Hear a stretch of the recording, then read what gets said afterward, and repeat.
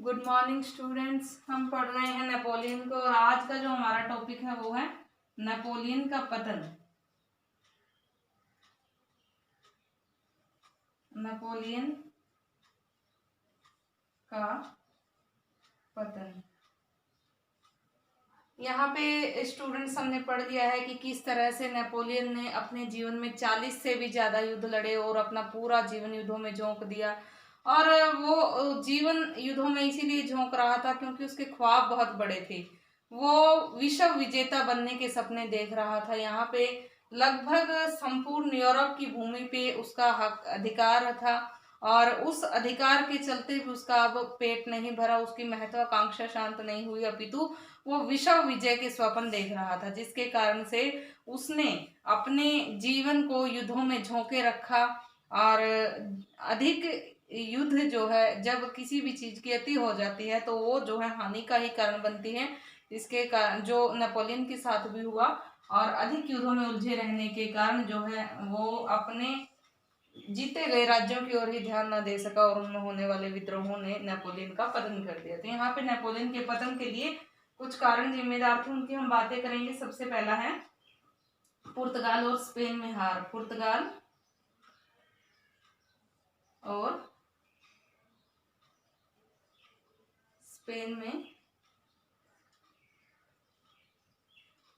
हार।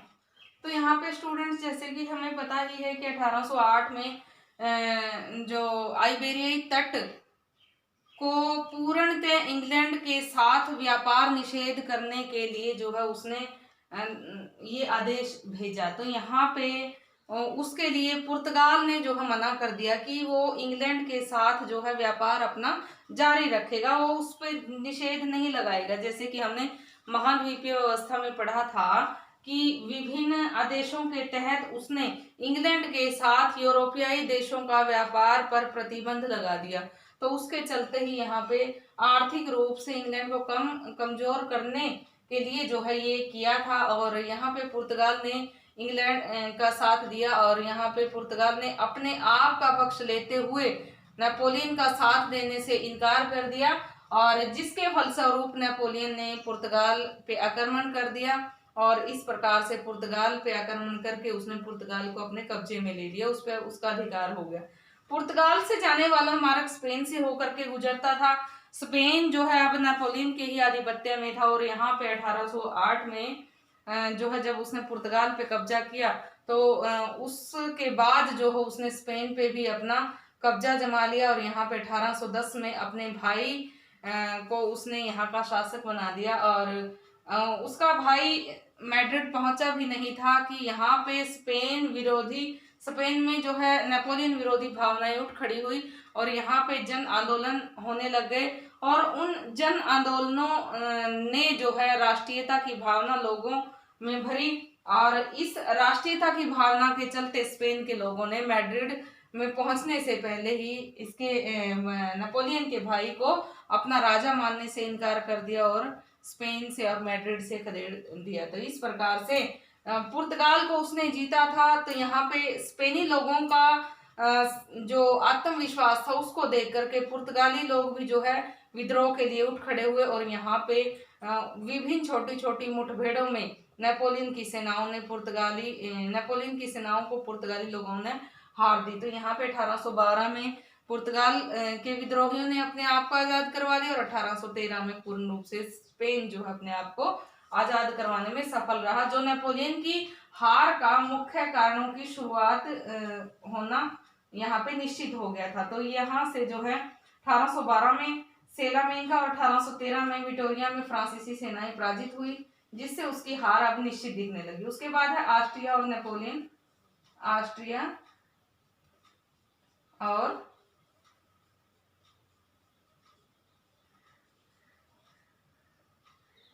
नेपोलियन।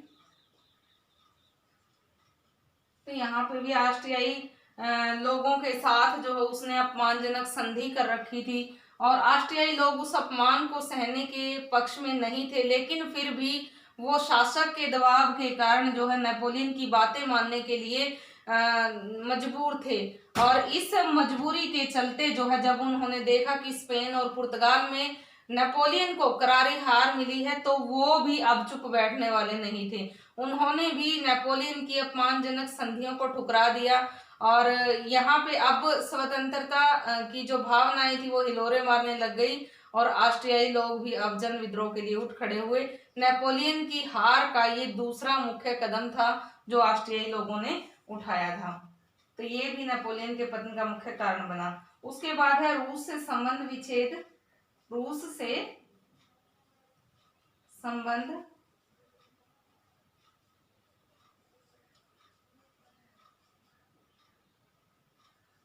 विच्छेद। जब नेपोलियन ने देखा कि ऑस्ट्रियाई लोग अब जन आंदोलन करने के लिए तैयार हैं, ऑस्ट्रिया अब फ्रांस पे आक्रमण करने के लिए जो है एकजुटता दिखा रहा है, तब नेपोलियन ने कूटनीति का सहारा लिया। यहाँ पे उसने ऑस्ट्रिया की राजकुमारी से 1810 में विवाह कर लिया। तो यहाँ पे उसने किया तो ये इसीलिए था कि ऑस्ट्रिया की राजकुमारी से यदि मैं विवाह कर लेता हूँ तो ऑस्ट्रिया की जनता का सहयोग मेरे साथ होगा और वो मेरे खिलाफ विद्रोह नहीं करेगी या मेरे खिलाफ नहीं खड़ी होगी। लेकिन हुआ इसके उल्ट। यहाँ पे ऑस्ट्रिया का तो उसको सहयोग मिल गया उस राजकुमारी से विवाह करने के बाद, लेकिन रूस का जार अपनी बहन से उसकी विवाह करवाना चाहता था। तो वो जो है रूस का जार नेपोलियन से नाराज हो गया और उस की नाराजगी वश जो है रूस के जार ने अब फ्रांस के विरुद्ध एक सैनिक दस्ता जो है मजबूत करने की सोची और यहाँ पे उसने अपनी सेना को और अधिक कुशल बनाना शुरू कर दिया। युद्ध की तैयारियों में वो जुट गया और अब नेपोलियन के लिए जो है एक और टक्कर देने वाला रूस अब उसका प्रतिद्वंदी बन गया था। तो रूस से उसके संबंध विच्छेद हो गए और जिसके कारण से उनमें आगे टकराव जरूरी हो गया। और उसके बाद जो है रूस का सहयोग देने के लिए जैसे कि इंग्लैंड भी उठ खड़ा हुआ और विभिन्न जो छोटे छोटे देश थे जो नेपोलियन की कारण परेशान थे वो भी जो है रूस के अब सहयोगी बन गए। तो रूस से संबंध विच्छेद होने के कारण अब नेपोलियन की पराजय और ज्यादा नजदीक आ गई थी। तो इस प्रकार से रूस के साथ जो है नेपोलियन के संबंध यहाँ पे खराब हो गए। तो यहाँ पे जर्मनी भी जो है रूस का साथ देने के लिए तैयार हो गया। राइन संघ जिसपे जो है नेपोलियन का कब्जा था वो टूट गया और ये वो भी रूस के साथ हो गया। तो इस प्रकार से उन संयुक्त सेनाओं ने नेपोलियन की सेनाओं को करारी हार दी। यहाँ पे जो है ये रूस के साथ उसके संबंध विच्छेद होना ये नेपोलियन के पतन का मुख्य कारण बना। उसके बाद है विरोधियों में एकता। विरोधियों में एकता।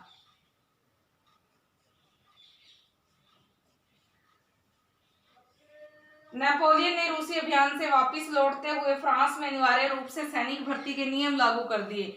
यहाँ पे उसके पास सेना की जो है कमी हो गई थी तो उसने 4.5 लाख की सेना की भर्ती की और उसमें जो है उसने ये नहीं देखा कि जो सैनिक वो भर्ती कर रहा है वो कुशल हैं, वो उम्र दराज हैं या वो छोटी उम्र के हैं, वो बालक है, वो कैसे हैं। तो उसके लिए कहते हैं इतिहासकार लिखते हैं कि हेजन इतिहासकार हैं वो लिखते हैं कि उसकी सेना में 16 साल के जो नवयुवक थे वो उसकी सेना के जो सैनिक थे वो ना तो वो कुशल थे और ना ही उनको जो है कोई सैनिक का जो प्रशिक्षण है जो ज्ञान है वो था। तो इस प्रकार से उसने अपनी सेना भर्ती करनी शुरू कर दी और उधर उसके विद्रोहियों ने भी जो है एकजुटता बनानी शुरू कर दी जिसमें ऑस्ट्रिया, इंग्लैंड, रूस और जर्मन संघ का हम नाम ले सकते हैं। तो उसके विरोधी भी जो है फ्रांसीसी सेनाओं के विरुद्ध एकजुटता में एक गुट में बंधने शुरू हो गए और उधर नेपोलियन भी जो है अपनी सेना की भर्ती में जुट गया। तो यहाँ पे नेपोलियन के पतन का ये जो है एक और पड़ाव था। तो यहाँ पे उन नेपोलियन के विरुद्ध जो गुट बना था उसमें ऑस्ट्रिया, रूस, प्रशा, इंग्लैंड उन लोगों ने एक संधि के फलस्वरूप अपने आप को एकजुट कर लिया और नेपोलियन को जो है करारी हार दी और नेपोलियन को पकड़ करके 1814 में एल्बा द्वीप में छोड़ दिया गया और पेंशन भोगी के रूप में छोड़ दिया गया। तो इस प्रकार से विरोधियों की एकता के फलस्वरूप यहाँ पे नेपोलियन की हार हुई और उसका पतन हो गया। तो अगला उसके पतन का जो कारण था 1814 की फोंटेब्लो की संधि। फोंटेब्लो की संधि यहाँ पे 1814 में जब विभिन्न गुटों ने नेपोलियन के साथ जो है युद्ध किया और नेपोलियन को फ्रांस की सेनाओं को करारी हार दी। तो वहां पे फ्रांस की जनता भी अब नेपोलियन को अपना राजा नहीं मान रही थी, वो भी नेपोलियन से अब छुटकारा चाहती थी, क्योंकि नेपोलियन ने कहा भी था कि लोगों को समानता चाहिए, स्वतंत्रता नहीं। लोगों की समानता तो नेपोलियन ने दे दी थी, लेकिन स्वतंत्रता छीन ली थी। ना ही तो वो पूर्ण रूप से गणतंत्रवादी थे, ना ही वो राजतंत्रवादी थे, बल्कि एक तानाशाह के दबाव में वो जी रहे थे। तो उससे वो छुटकारा चाहते थे। अब वो भी परेशान हो गए थे, अब नेपोलियन को से वो छुटकारा चाहते थे। तो इसीलिए जो है विरोधियों में एकता हो गई, और यहाँ पे उसके स्वयं के जो देश के लोग थे वो भी उसका सहयोग नहीं कर रहे थे, जिसके कारण नेपोलियन हारता चला गया। और 1814 में फोंटेब्लो की संधि नेपोलियन के साथ की गई। ये एक अपमानजनक संधि थी, जिसके तहत नेपोलियन को एल्बा द्वीप में एक एल्बा द्वीप का राजा के रूप में जो है मान लिया गया, और उसकी पत्नी को जो है अलग से एक डच्ची के का जो एरिया था वो दे दिया गया, उसके अन्य संबंधियों को उससे अलग रखा गया। तो इस प्रकार से फोंटेब्लो की संधि थी, ये नेपोलियन के लिए एक हार का सूचक तो थी ही, और अत्यंत ही अपमान का सूचक भी थी, और ये अपमानजनक संधि नेपोलियन को सहनी पड़ी। तो उसके बाद है नेपोलियन की अंतिम हार, नेपोलियन की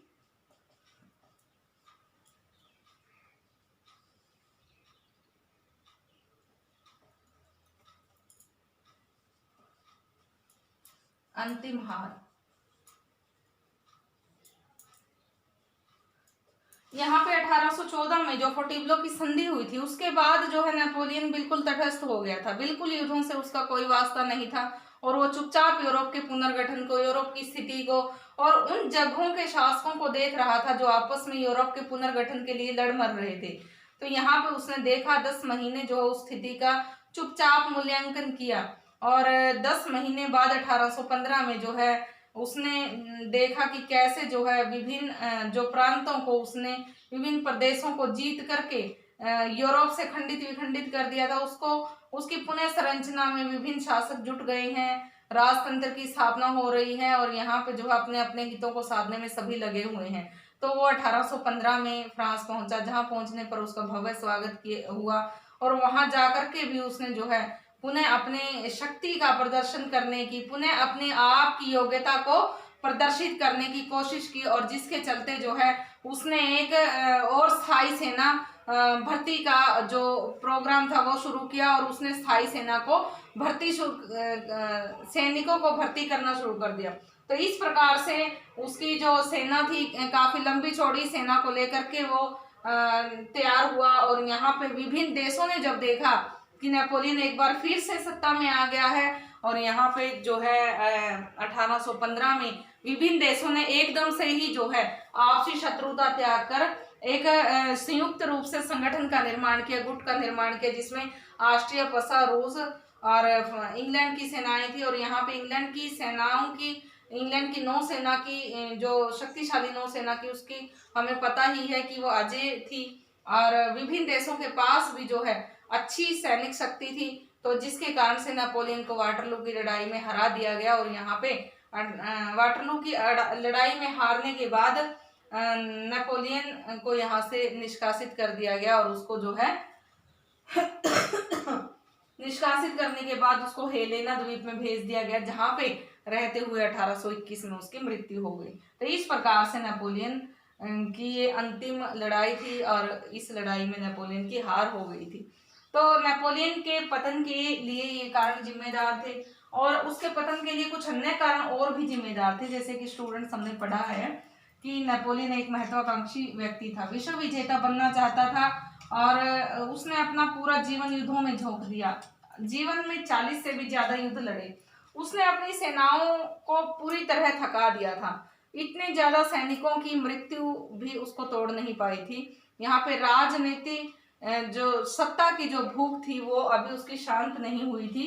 तो कुछ अन्य कारण भी जो है उसके पतन के लिए जिम्मेदार रहे थे, जिसमें हम बात करते हैं निरंकुशवाद की।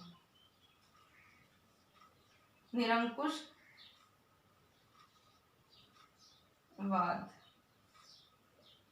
नेपोलियन एक निरंकुश, एक तानाशाह के रूप में शासन करना चाहता था, जो उसने किया भी। जब वो उसके हाथ में जैसे कि शुरुआत में फ्रांसीसी जो क्रांति थी उसको उसने बड़ी बारीकी से अध्ययन किया, और वो एक छोटे से सैनिक के रूप में भर्ती हुआ था नेशनल कन्वेंशन के समय, और अपनी योग्यता के बल पे वो कमांडो के पद पे पहुंच गया। तो यहाँ पे कमांडो के पद पे पहुंचने के बाद जैसे कि उसके ऊपर कुछ एक आरोप प्रत्यारोप हुए, उसको बंदी बना लिया गया, लेकिन उसकी जो महत्वाकांक्षाएं थी, वो उसके जो सपने थे वो काफी बड़े थे, और जिसके चलते जो है उसने उस समय उस स्थिति के अनुसार ही अपने आप को ढाला, और उसने जो है कोई प्रतिक्रिया नहीं की। फलस्वरूप उसके ऊपर लगे आरोप गलत साबित हो गए, उसको उसका पद वापिस मिल गया, और यहाँ पे उसने जो है अपनी प्रतिष्ठा, अपनी वीरता का यहाँ पे परिचय दिया। तो यहाँ पे फ्रांसीसी लोगों के सामने धीरे धीरे करके वो मसीहा बनता चला गया।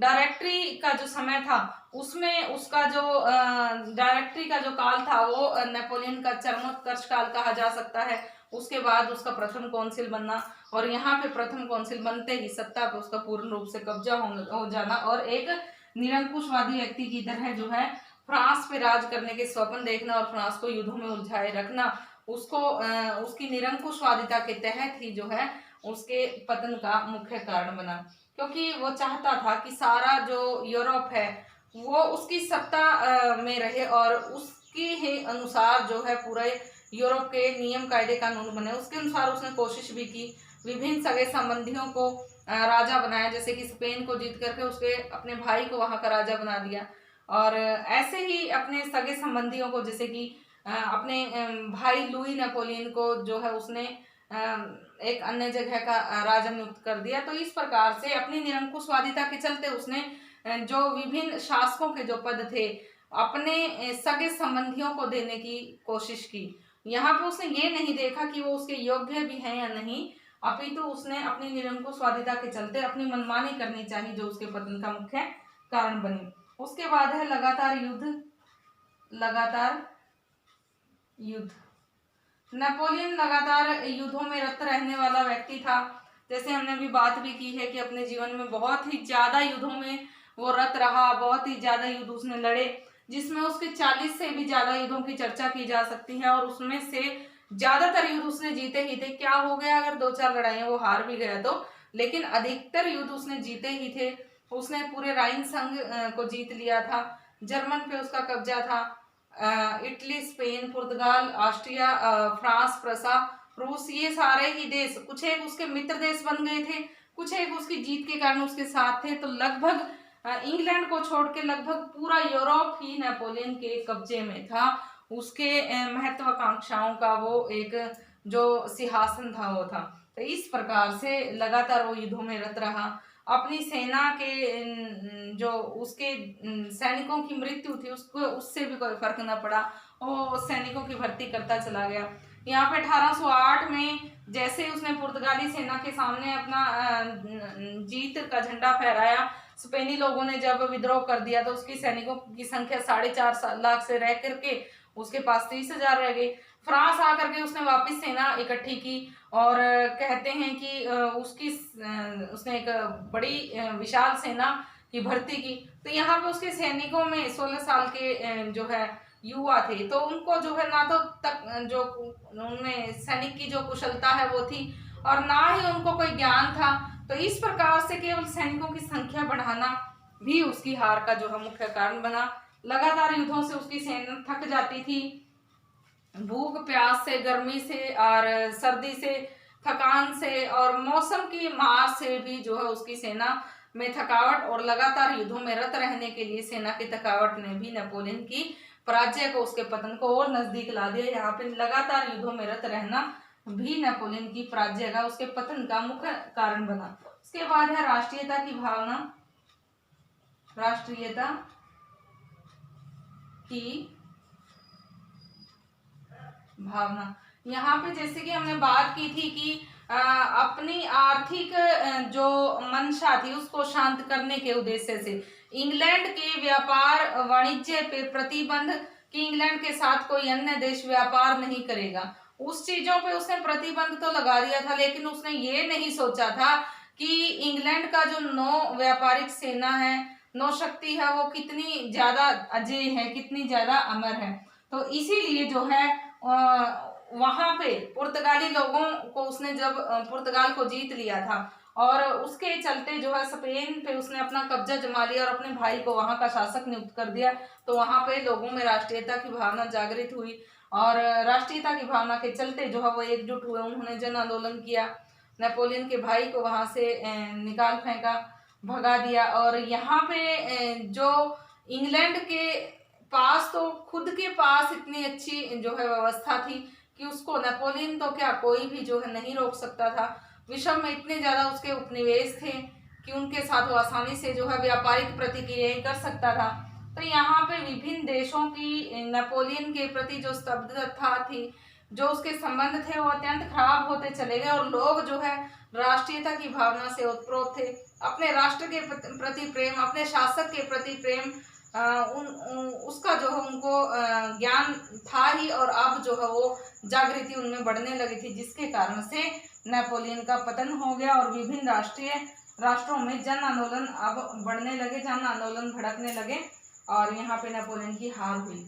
महाद्वीपीय व्यवस्था, महाद्वीपीय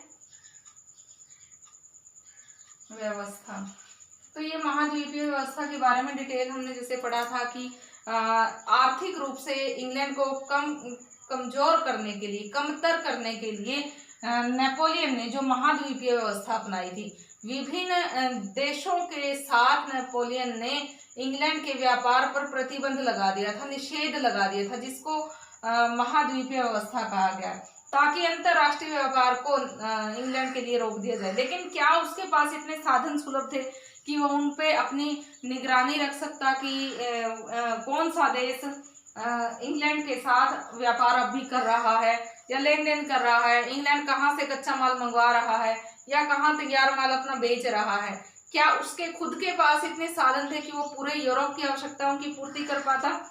नहीं, ना तो उसके खुद के पास ही ऐसे साधन थे, इतने ज्यादा साधन थे, इतने ज्यादा कारखाने थे कि अच्छी क्षमता का, अच्छी कुशलता का माल वो बना सकें, उत्पादन वो कर सकें और उस उत्पादन से पूरे यूरोप की आवश्यकताओं की पूर्ति हो सके। और ना ही इतने अच्छे जो है साधन उसके पास थे, ना ही इतने अच्छे कारखाने थे और ना ही वो पूरे यूरोप की मांग को, पूरे यूरोप के उत्पादन की मांग को पूरा कर सकता था, जिसके कारण से उसकी महाद्वीपीय व्यवस्था फेल हो गई। और दूसरा, इंग्लैंड की जो शक्तिशाली जहाजी बेड़ा था, इंग्लैंड के जो समुद्री जहाज थे, उसके पास, उससे वो आयात निर्यात बड़ी आसानी से कर सकता था और किसी की रोका टोकी उस पर नहीं चल सकती थी। तो महाद्वीपीय व्यवस्था का फेल होना भी नेपोलियन के पतन का मुख्य कारण बना था। प्रायद्वीपीय युद्धों का असर, प्रायद्वीपीय युद्धों का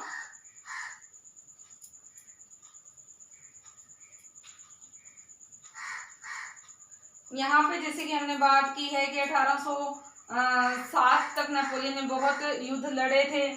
1807 में उसके द्वारा लड़े गए युद्धों ने उसको पराजय दी और जिसके कारण से पराजित होना यहाँ पे उसके पतन का मुख्य कारण बना। लगातार युद्धों में रत रहना उसके पतन का मुख्य कारण बना। तो यहाँ पे जो है उसने गलती ये की थी कि जैसे पुर्तगाल को उसने जीत लिया, उसके बाद स्पेन पे अपना कब्जा जमाया, वहाँ के सम्राट चार्ल्स चतुर्थ को हटा करके अपने भाई को वहाँ की गद्दी पे बैठा दिया। लेकिन वहाँ की जनता क्या उसको अपना राजा स्वीकार करेगी? ऐसा बिल्कुल नहीं था। वहाँ की जनता ने उसको अपना राजा स्वीकार होने की बात तो दूर, मैड्रिड भी पहुंचने नहीं दिया, स्पेन की राजधानी। तो मैड्रिड पहुंचने से पहले उसको वहां से खदेड़ दिया गया, जिसके कारण से नेपोलियन की जो सत्ता थी, जो उसकी जो महत्वाकांक्षा थी, जो उसकी पैठ थी, वो यहाँ पे कमजोर हो गई, यहाँ पे कम हो गई। उसका जो सम्मान था वो यहाँ पे कम हो गया और यहाँ पे धीरे धीरे नेपोलियन के सम्मान में होती कमी ने उसको पतन के कगार पे लाके खड़ा कर दिया। और यहाँ पे अब यूरोप में राष्ट्रीय भावनाएं भी तेजी से उभर रही थी, जिससे जो है नेपोलियन संभल नहीं सकता था। रूस पर हमला, तो यहाँ पे नेपोलियन ने रूसी अभियान किया जो उसके लिए आत्मघाती साबित हुआ। 6,10,000 की सैनिकों की सेना लेकर के वो गया था मास्को और वहां से जो है 5 लाख सैनिक तो उसके एकदम से ही मारे गए। थोड़े से सैनिकों को लेकर के वो वापिस लौट आया। यहाँ पे थोड़े सैनिक उसके जीवित बचे थे। उसके युद्ध में जो सैनिक थे वो सारे ही अयोग्य, अकुशल थे, छोटी उम्र के बालक थे, और जिसके कारण से रूस की शक्तिशाली सेना का वो सामना न कर पाए, और रूस के हमले के कारण जो है उसके पतन को और नजदीक ला दिया गया। और इसके बाद बात करें फ्रांस की कमजोर सेना की। फ्रांस की कमजोर सेना, जैसे कि स्टूडेंट्स हमने अभी बात भी की है कि फ्रांसीसी जो सेना थी वो खत्म तो होगी ही, क्योंकि लगातार युद्धों में रत रहने के कारण चाहे युद्ध कोई भी राजा जीते, लेकिन दोनों तरफ से ही सैनिक मरते हैं, काफी संख्या में सैनिक मृत्यु को प्राप्त होते हैं। अब नेपोलियन तो युद्धों में उलझा ही रहता था। अपने जीवन में उसने जो है 40 युद्ध लड़े, तो 40 युद्धों में उसने कितने लोगों को खोया होगा, कितनी बड़ी सेना को उसने खोया होगा। तो यहाँ पे उसने बहुत ही ज्यादा मात्रा में अपने देश के सैनिकों को खोया था, और जिसके कारण से फ्रांसीसी जो सेना थी, फ्रांसीसी सैनिक थे, उनकी कमी हो गई थी, जिसके कारण से वो आगे युद्धों को जीतने में सक्षम नहीं था। एक और कारण था उसके हार का, उसके सगे संबंधियों का साथ न देना। उसने अपने सगे संबंधियों से बहुत प्यार किया, उसको ऊंचे पदों पे भी रखा, और ऊंचे पदों पे रखने के कारण उसने अपने सगे संबंधियों को, चाहे अपनी बहन का विवाह अपने मुख्य सेनापति से करना था और उसको जो है हॉलैंड का राजा बनाना था, चाहे अपने भाई लुई नेपोलियन को राजा बनाना था, अपने भाई जोसेफ को राजा बनाना था, अपनी पत्नी को जो है अच्छा जो पद देना था, तो उसने अपने संबंधियों के लिए खूब किया, लेकिन उसके संबंधियों ने उसके कठिन समय में उसका कोई साथ न दिया। उसके संबंधियों ने उसका कोई साथ न दिया, जिसके कारण से नेपोलियन जो है आगे अपनी गतिविधियों में सफल ना हो पाया। उसकी जो सेना थी वो भी अब जो है लगभग समाप्ति के ही कगार पे थी। तो इन सब कारणों से नेपोलियन अब असफल होता गया। तो स्टूडेंट्स, आज हमने पढ़े हैं नेपोलियन के पतन के कारण, जिसमें हमने बात की है कि किस प्रकार से नेपोलियन की पुर्तगाल और स्पेन में जो हार थी उससे उसकी पराजय की शुरुआत हुई थी। उसके बाद जो है हमने पढ़ा है कि कैसे जो है ऑस्ट्रिया के साथ उसके खराब संबंध, और यहाँ पे ऑस्ट्रिया के साथ जब उसने संबंध सुधारने की कोशिश की तो उसके रूस के साथ संबंध विच्छेद हो गए। उसके बाद फ्रांसीसी जो जनता थी वो भी उसके खिलाफ खड़ी हो गई। विभिन्न देशों के जो विरोधी थे वो एकजुट होने लग गए और नेपोलियन के विरुद्ध उन्होंने मोर्चा बना लिया। उसके बाद फोबिल्टो की जो संधि थी वो एक अपमानजनक संधि, जिसके तहत वो 10 महीने फ्रांस की स्थिति का जो है चुपचाप बैठे मूल्यांकन कर रहा था, जिसमें जो यूरोप का पुनर्जागरण जो है विभिन्न शासकों ने किया आपसी लड़ाई के चलते। यहाँ पे 1815 में जब वो फ्रांस वापिस आया तो यहाँ की जनता उसको देख के खुश हुई, उसका स्वागत हुआ। यहाँ फिर से उसने कोशिश की कि वो दोबारा से अपनी शक्ति का, अपनी सत्ता का पुनर्गठन करे और अपने आप की जो महत्वाकांक्षा है, अपने खुद के जो ख्वाब हैं उसको जो है साकार करे। लेकिन यहाँ पे अंतिम रूप से एक बार फिर से विभिन्न देशों ने देखा कि कहीं नेपोलियन दोबारा सत्ता में ना आ जाए और यूरोप को दोबारा विखंडित न कर दे, तो उन्होंने एकजुट होकर के एकदम से नेपोलियन पे आक्रमण कर दिया और वाटरलू की लड़ाई में उसको हरा दिया। तो यहाँ पे नेपोलियन को जो है 1821 में मृत्यु हो गई और उसके बाद जो है उसने कभी भी दोबारा से अपनी शक्ति को संगठित करने की कोशिश नहीं की। कुछ अन्य कारणों में हमने पढ़ा जो नेपोलियन के हार के थे कि वो एक निरंकुशवादी शासक था, तानाशाह शासक था। लोगों को वो केवल समानता दे सकता था, स्वतंत्रता नहीं। तो उनके विभिन्न अधिकारों पर उसने रोक लगाई, प्रेस पे रोक लगाई, उसने अखबारों पे रोक लगाई, क्योंकि वो मानता था कि उसमें विभिन्न ऐसी स्वतंत्रता की जो विरोधी तत्व छपते हैं, कुछ ऐसी खबरें छपती है जिससे लोगों में और स्वतंत्रता पाने के जो है विचार पैदा होते हैं। तो विभिन्न प्रतिबंध उसने प्रेस पे लगाए, समाचार पत्रों पे लगाए और पत्रिकाओं पे लगाए, साहित्य पे लगाए। तो लगातार वो युद्धों में रत रहा। 40 से भी ज्यादा युद्ध उसने अपने जीवन में लड़े, जिससे उसकी सेना कम पड़ती गई, कमजोर पड़ती गई, थकती गई और धीरे धीरे जो है वो युद्धों में हारता चला गया। राष्ट्रीयता की भावना, यहाँ पे जो विभिन्न देश थे यूरोप के, वो राष्ट्रीयता की भावना से भी ओतप्रोत होने लग गए थे। जैसे कि उदाहरण स्वरूप हमने स्पेन को देखा, पुर्तगाल को देखा, उसमें जन आंदोलन छिड़ने लग गए थे, जिसके कारण से जन आंदोलन छिड़ने से नेपोलियन की शक्ति को धक्का लग गया था। महाद्वीपीय व्यवस्था के बारे में हमने पढ़ा कि कैसे उसने इंग्लैंड की आर्थिक व्यवस्था को नुकसान पहुंचाना चाहा, अंतरराष्ट्रीय व्यापार पर विभिन्न प्रकार के प्रतिबंध लगाए। और क्या वो उन साधनों को, उन चीजों को करने में सक्षम हो सकता था? क्या वो उस चीजों में सफल हो सकता था?